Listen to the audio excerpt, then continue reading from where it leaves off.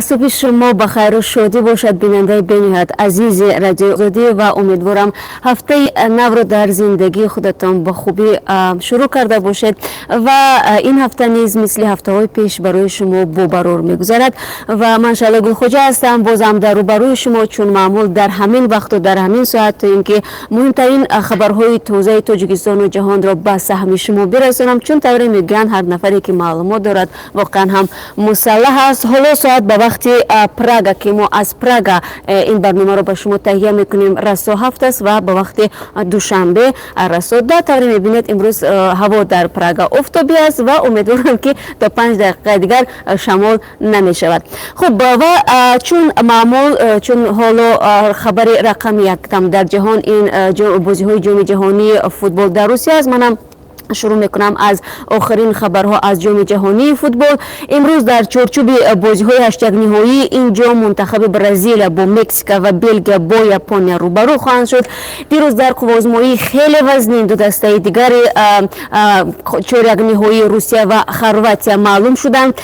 هر دو این بازی در وقت حسابی اساسی با حسابی 1-1 بازی را به انجام رساندند و وقتی علاوگی هم دسته غالب را معین نکرد. بعدن خرواتیا و روسیه از حساب ضربه های جریمه‌ای 11 متره و یا خود پنالتی طوری میگن اسپانیا و دنیا رو شکست دادند. تا این زمان دو دسته دیگر هم معلوم است. فرانسه در بازی چهارگ نهایی با اوروگوئه رقابت خواهد کرد. فردا در قوازمایی‌های انگلیا بر ضد کلمبیا و شویتسیا بر ضد شویتزاریا هفتم و هشتم دسته شریک در دوره چهارگ نهایی جام جهانی فوتبال در روسیه مقرر می‌شوند. بعد پیروزی دیروزه روسیه بر اسپانیا در شهر و نواحی مختلف این کشور جشن بزرگ برپا شد. روسا که در ریتینگ فیفا یکی از ضعیف‌ترین دسته‌های جام جهانی مذکور به حساب می‌رفتند از پیروزی غیر چشم‌داشت دسته منتخبشون خیلی شاد به نظر می‌رسند و احتمال زیاد است که این جشن چند روز دیگر هم ادامه خواهد کرد. خب خبری فوری ما هم به روسیه داخل دارد و اما به مهاجران تاجیک در این کشور بودند. همگی چند ساعتی پیش انیقتر ساعت 4 صبح به وقت روسیه هواپیمای تاجیک ایر که از سمت مسکو به خوجند پرواز داشت به طور اضطراری در فرودگاه دمدید و فرود آمد و طوری گفته می شود وقتی که این هواپیما به پرواز شروع می کند در دقایق اول در داخل هواپیما هوا می درآید و این هواپیما مجبور می شود که فوراً به فرودگاه روسیه برگردد و چند ساعت در گرد فرودگاه دمدید و چرخ میزند تا اینکه سوزشوریش به اتمام رسد. در داخل هواپیما 141 نفر مسافر بوده است و حالا تحقیق این قضیه آغاز شده است و با دست یافتن خبرهای بیشتر در این مورد ما برای شما خبر خواهیم داد. امیدواریم که مسافران در داخل این هواپیما صحت و سلامت هستند. خب برمیگردیم به تاجیکستان. پس از تفتیش قضیه خودکشی سید اکبر موسویف خواننده صنف 8 مکتب رقمی 62 در دهه سرقمی نویای و نسبت به معلم این مکتب پرونده جنایی باز شده است. یک منبع در داستانی نویای و روز 30 ایون به رادیو آزادی گفت که نوروز سعودیروف آموزگار 34 ساله نویه برای اجرا نکردن مسئولیت‌های خود آید به تربیت نابالغ گمانبر دانسته می شود.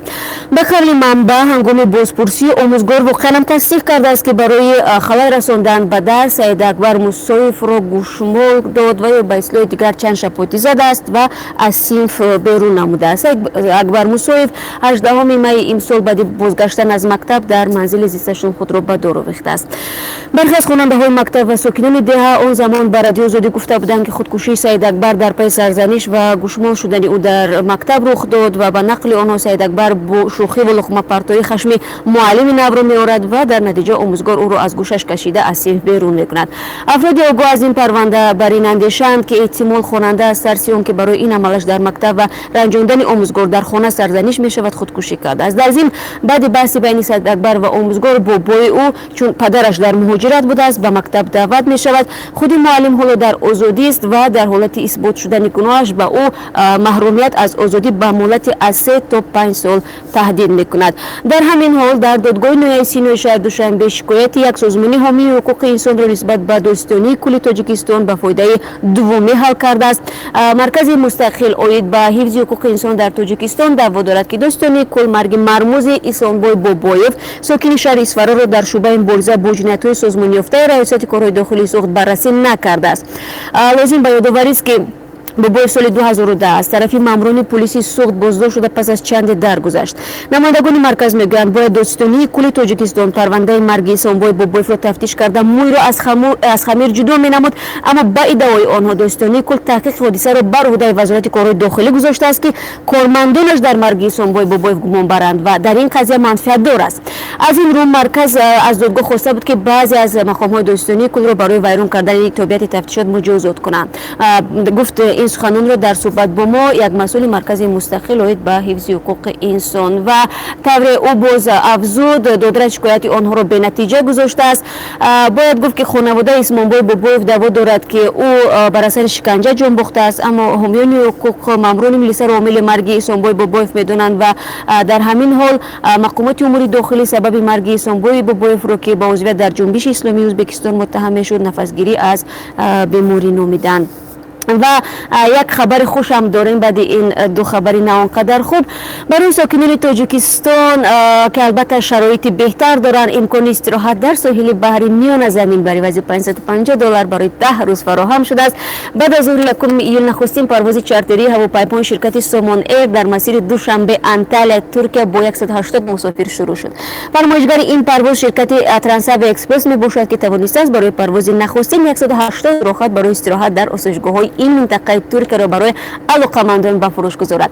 با گفته مسئولان این شرکت ارزش پرواز استراحت در مهمانخانه 3 ستاره دار برای یک نفر از $550 آمریکایی آغاز شده شرایط بهتر استراحت تا $750 افزایش می‌یابد. با گفته این منبع این شکل تفریح اینکلوزیو نام دارد و تمام خرج‌های استراحت با شمول پروازها را فرا می‌گیرد. قبلا با گفته نماینده‌های این شرکت پرواز و استراحت در ترکیه برای یک نفر مبلغ تا $1,500 را تقاضا می‌کرد و خود مدیر کل شرکت هوایی سامان ایر در مراسم معرفی این پرواز چارتری در فرودگاه دوشنبه گفت که در ماه‌های تابستان امسال قرار است در هر 10 روز یک پرواز چارتری در مسیر دوشنبه انتالیا صورت بگیرد، ولی در صورت افزایش تعداد خواهشمندان مقدار پروازها هم افزایش داده می شود. بیننده عزیز تشکر که تا این لحظه ما را همراهی کردید و بعد از 3 ساعت دیگر من شما را در معرفی سرخط خبرهای مهم منتظرم.